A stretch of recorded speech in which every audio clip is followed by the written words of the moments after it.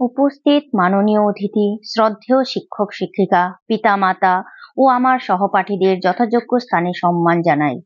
আজ বিশ্বকবি রবীন্দ্রনাথ ঠাকুরের জন্মদিবসে জানাই আমার সহস্র কোটি প্রণাম।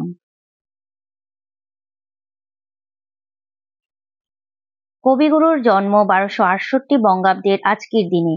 মা শারদা সুন্দরী দেবী, বাবা বিখ্যাত জমিদার ও ব্রাহ্মণ ধর্মগুরু মহর্ষি দেবেন্দ্রনাথ ঠাকুর।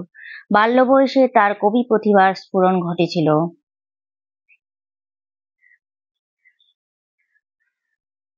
মাত্র 14 বছর বয়সে মাতৃবিয়োগ ঘটে, তাই তিনি বাড়ির ভৃত্যদের অনুশাসনে বড় হন।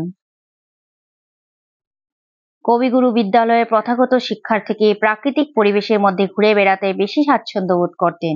তিনি বিদেশে ব্যারিস্টারি পড়তে গিয়ে ডিগ্রি না নিয়ে বাড়ি ফিরে আসেন। মাত্র 8 বছর বয়সে কবিতা লিখতে শুরু করেন। বয়সের সঙ্গে সঙ্গে জীবনের শেষ দিন পর্যন্ত তার কবি প্রতিভা বজায় ছিল।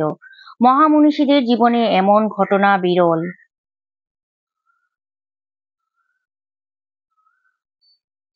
রবীন্দ্রনাথ বাংলা সাহিত্যের এমন একটা মালা, যেখানে বিভিন্ন ফুলের সুনিপুণ সংযোজনে গাঁথা। তার কাব্য প্রতিভা বাঙালি জাতিকে একদিকে বিমুগ্ধ ও বিস্মিত করে রেখেছে।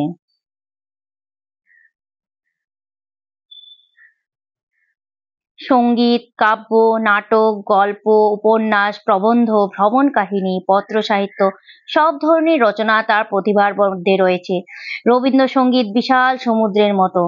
সঙ্গীত রচনায় তিনি রাজাধিরাজ। রবীন্দ্রনাথ গীতাঞ্জলি কাব্যগ্রন্থ রচনা করে কাব্যে নোবেল পুরস্কার পান 1913 সালে। নোবেল পুরস্কারের অর্থ দিয়ে শাহজাদপুরের দারিদ্র কৃষকদের ঋণ দেওয়ার লক্ষ্যে কৃষি ব্যাংক নির্মাণ করেন। রবীন্দ্রনাথ প্রথম আন্তর্জাতিক মানসিকতার অধিকারী করেছিলেন। দেশকে গভীরভাবে ভালোবেসেও তিনি ছিলেন বিশ্বের নাগরিক। মানুষের ক্ষুদ্র চেতনা, অন্ধ বুদ্ধি, কুসংস্কার তাকে বারবার আহত করত।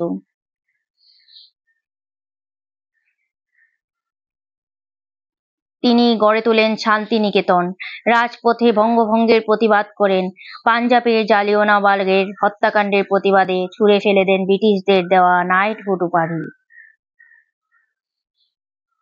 তিনি শুধু আমাদের আনন্দ, বেদনা, উৎসব, অভিলাষের প্রতি মুহূর্তের অনুরাগী নন, তিনি সংকটের সাহস, প্রতিবাদ, প্রতিরোধের প্রেরণাও।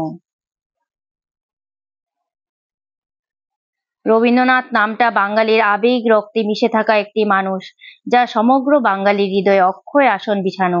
সুনামধন্য মানুষটি ছিলেন মানবপ্রেমিক, বিশ্বপ্রেমিক, বিশ্বনন্দিত সার্বভৌম কবিগুরু রবীন্দ্রনাথ।